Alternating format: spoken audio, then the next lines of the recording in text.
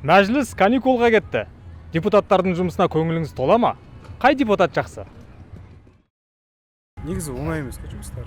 Мен оған ешқандай қарсылығым жоқ. Әр адам бір өз демалыс болу керек сияқты. Демалыс керек, Толады. Қазір биыл толып жатыр. Қай уақытта толып еді, айтшы. Депутат деген енді білмеймін. Өзім оларға прямой андай ешқандай нем жоқ. Өзім бір сұрақтарым, жұмыстарым, қатысым.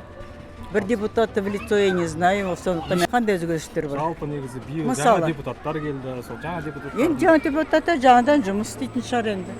Қазақ тілін сөйлей алмайтын, ондай депутаттардан қазіргі оқып жатқан білімді жастар отырсын, келсін көбірек. Білмеймін енді, маған ешқайсысы ұнамайды. Өйткені өз тілінде сөйлей алмайды, имандары жоқ кеуделерінде. Кімнің өз жағдайларын ғана біледі, халықтың жағдайын білмейді. Бізде міне 70 мың пенсия аламыз. Бұрын жетуші еді, қазіргі бағаларымен жетпейді. Бұндай депутаттардың керегі не? Қарамаймын. Өйткені мен білемін, онда түзу адамдар білімді, халқым дейтін, елім дейтін адамдар аз. Жоқтың қасы шығар, бар мен білмеймін. Демалуға керек қой, шайды адам боласа, кішкене демал. Біз енді істеп жатыр ғой, құдайға шүкір. Сол емес пе?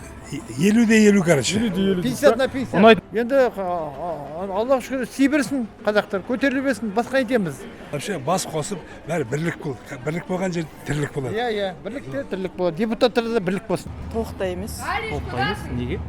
Себебі әртүрлі себептер бар ғой. Зейнеткерлердің мәселесін шешілмей жатыр. Декретке шығатын келіншектердің мәселесін қазір 1-июльден бастап кішкене ауыртпашылық туындырып жатыр.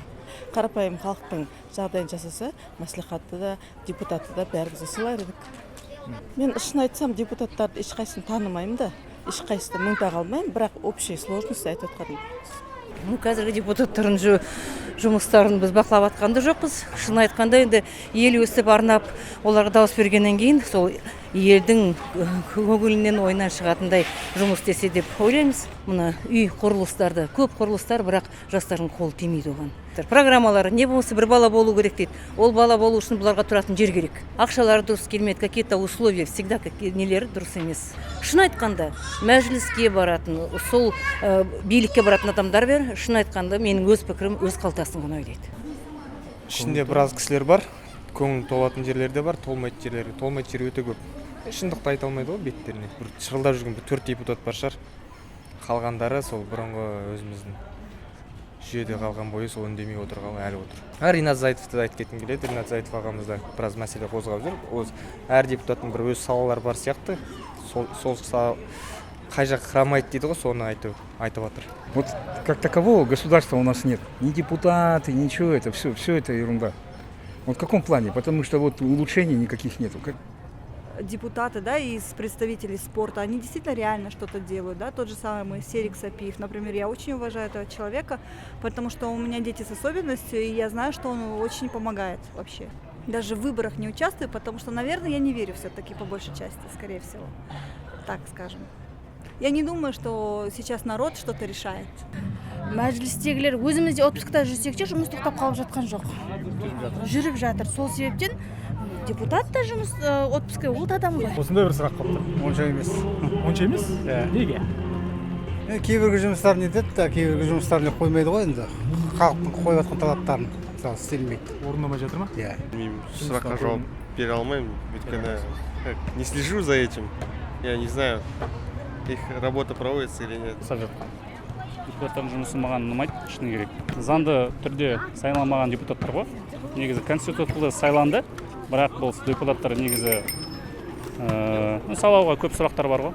Адамдар, жалпы адамдардың бәрі біледі. Ішінде арасында сенетіндеріміз болды, бірақ олар сол депутат болғалы шайып кетті ғой. Жаман сөзбен айтқан кезде. Өзгеріп кетті ма? Өзгеріп кетті, иә.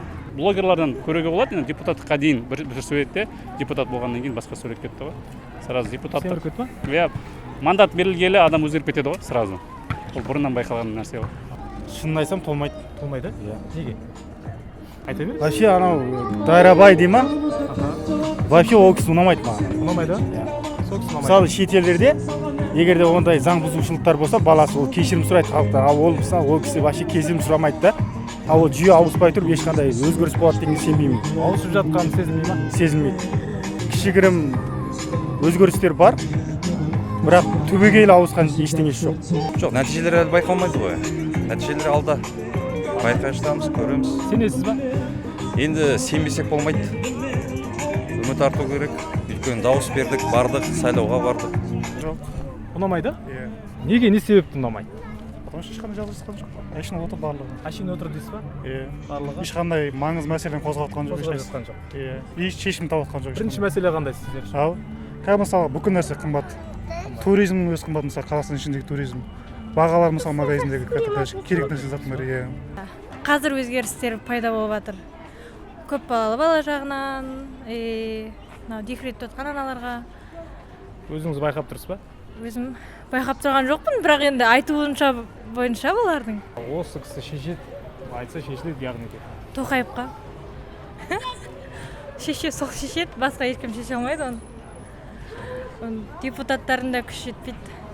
Халықтың да күші жетпей жатыр ғой, почти что.